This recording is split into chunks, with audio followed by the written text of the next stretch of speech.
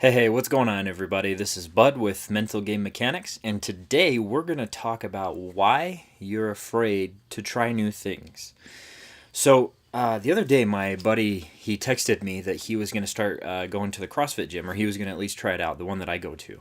I've been friends with the kid for a long time, good buddy. Anyway, he texted that he was going to go and was excited, and I was going to try and go work out with him. My schedule ended up not working out to go, but I was texting with him afterwards, and we were just kind of talking about the whole process for him, and what was good, what was bad, just his overall experience of everything, and just the way it went for him, right? Because I remember back when I started, roughly 6 years ago, going to the CrossFit gym that I'm at, and I've been there for 6 years, which is crazy to think. But I remember when I first went, it was really intimidating. I had been, I had worked out for a long, long time. I had already made lifting or working out a daily habit. However, going into the CrossFit gym was like, at first it was weird. I was like, I don't want to do CrossFit. That's stupid. That's dumb. I just go to the gym, right? I just thought, I just threw it out, right? I totally disregarded it.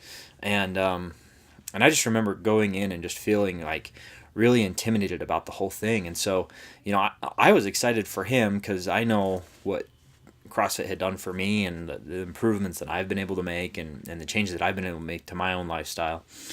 And I was excited for him, but I'm sure, he felt the exact same thing that I felt, that he was all just nervous about, oh man, what do I do?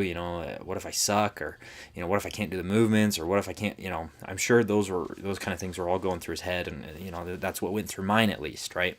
And it's, over the last few years, like I said, CrossFit's become one of my favorite things. And so, I totally understand new people coming in because I've been there, but I've also understand, being into the gym for a long time and what it can do. And so I understand like the intimidation that comes with it, and it's not just CrossFit. It could be anything, right? It could be going golfing, could be going trying a new sport, or trying starting a new business. Could be asking the girl out on a first date, or asking to get married, or there's so many things that are intense and can definitely be intimidating. And some of us are actually really good at just going into those things, and trying new things and being venturous and just ready to go, right? They just have that confidence, or whatever you want to call it. And so one thing that I got thinking about with this whole topic was, how do you break through the lack of having a lack of confidence, or how do you break through fears that you might be feeling as you're trying new things? And how do you actually start doing something, or how do you get out of not doing something to now doing something? Learning is something it's a process. And so that new thing, I understand, can be really difficult. And there's intimidations that come. There's you're nervous about something. You're feeling anxiety. There's all those emotions that kind of come into play, especially with new things. And oftentimes you probably might be even saying you feel inadequate. You're not good enough to actually do it. You might be telling yourself that you suck. You might say, I'm not good enough for this, or I'm really bad. Look at everybody else. Look what they're doing. I can't do that. And you sometimes probably even want to quit before you ever even start, and you don't really want to even try, right? And that's why we're talking about why are we afraid to try new things. And it really dawned on me because the other day we were talking about mental triggers in another video. I think it's actually the episode right before this one.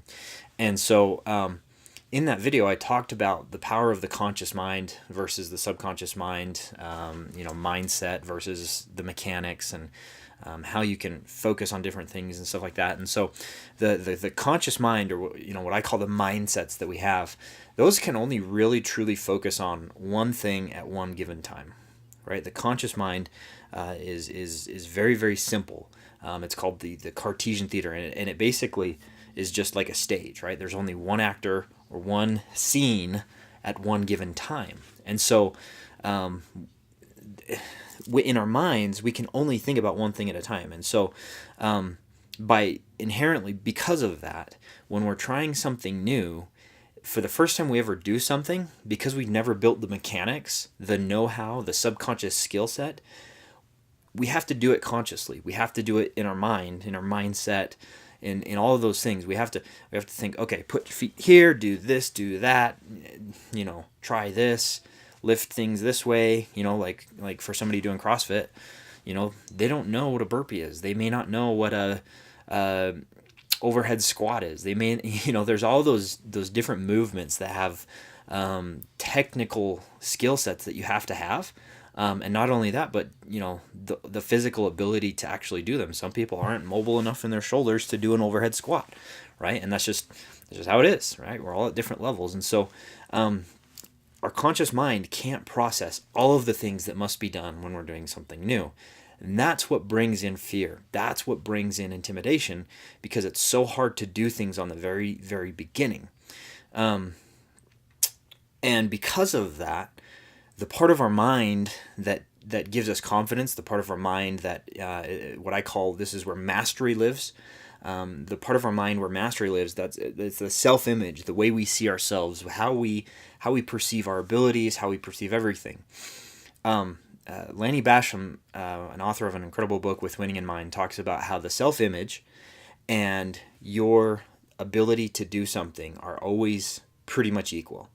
And your self-image and how you feel about something is always going to determine your level of performance. So somebody who basically anytime they do anything, it turns to liquid gold, they just have that good self-image. They have good mastery skills. And so same kind of concept, right? If you're doing something new or trying something new or potentially looking at something new, your self-image, your mastery mindset is going to say, oh, you don't do that. You don't know how to do that yet, right? And yet being a key word there, but you don't know how to do that, or, all those objections start coming up because that self-image, that mastery has not been built into your mind yet. And so when you're trying something new, it's key to start with a small, simple objective, okay? You're afraid to try something new because you look at something and your mind, consciously or unconsciously, your mind will go, well, look at all these things that have to be done, right? And it unravels and you go, it's not worth it, right? And that's easy to do. And so if we take all these things and we just say, hey, what's the very first thing that I need to do?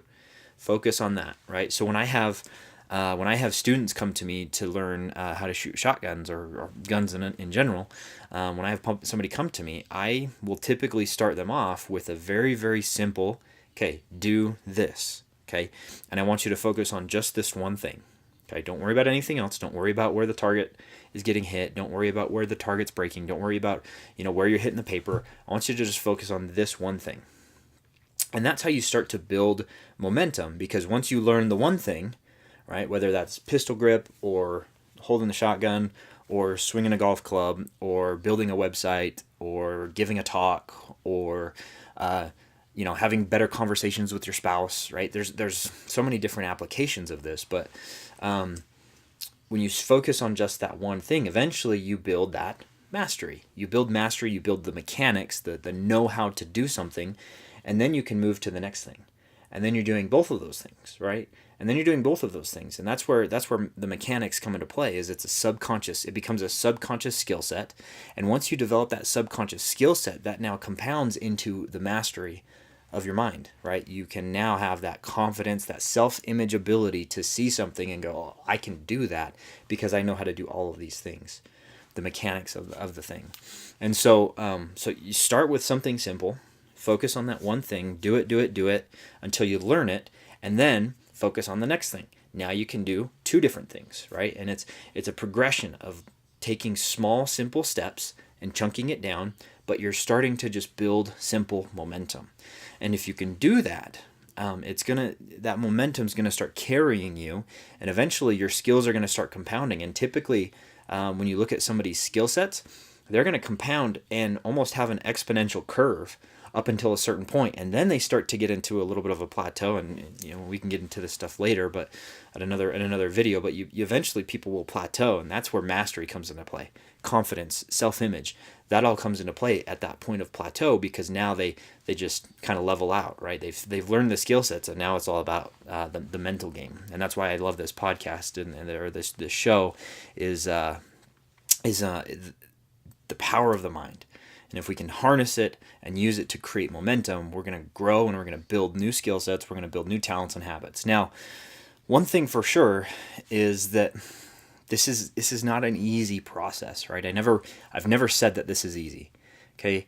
Starting with something simple is literally sometimes the most frustrating thing. I remember I was living in the Philippines, and me and my roommates decided to go and buy guitars. One of them knew how to play. I didn't necessarily know how to play. And so we all just decided, hey, let's go buy a guitar. I think in the conversion, it was like $20 for a guitar, a bag, a pick, some music, and it was a full kit and caboodle for like $20. It was super cheap. I was like, oh, great. Anyway, get the guitar. I couldn't even play a lick. I couldn't even play a chord. I couldn't do anything. And I just remember for the first probably month and a half, I literally would just press on a chord, right? If you can imagine like a guitar, guitar neck, I just pushed on a chord and strummed until I got it to sound good. Boom, boom. And then I tried a second one. And then I tried a third. And then I tried a fourth. And then I started learning how to chain those things together. And now, I'm not a pro guitar player by any means, but I can pick up any guitar and strum a chord or two and make it sound half decent, and it's just it's a fun little pastime. It's not it's something to distract myself more than anything. But that being said, that same exact principle of how I learned how to play the guitar is how you can build any skill set that you want. You start something simple, focus on one thing at a time, build the skill sets over time, and you just simply start to build momentum. And once you start getting momentum, the results in your life are going to start changing, because as you're getting results or building that momentum, it's going to lead into the results that you're trying to get, whether that's building a business, playing golf, shooting, your marriage, getting healthier, going to the gym, right? It's all about momentum into results. You don't just get the result. You can't just start out something and get a result. There's sometimes beginner's luck, and that's fine, but that's not sustained high performance, okay? So whether new things are easy to you or they're very difficult for you, the psychology is exactly the same. Some people just have a greater ability to overcome their fear and just go regardless of what the outcome is, and some people get paralyzed by it. So keep that in mind, and focus on one thing at a time. And I hope that helps you shift your mindset just a little bit. I hope that helps you to start to build that confidence and that momentum that you need to start changing your life, to start getting the results that you're looking for. One day, one project, one task, one focus, one practice session at a time. And if you can do that, you're going to change your life, and you're gonna start seeing better results across the board. And so I leave you with that, and I hope you have an incredible day. I will talk to you very soon.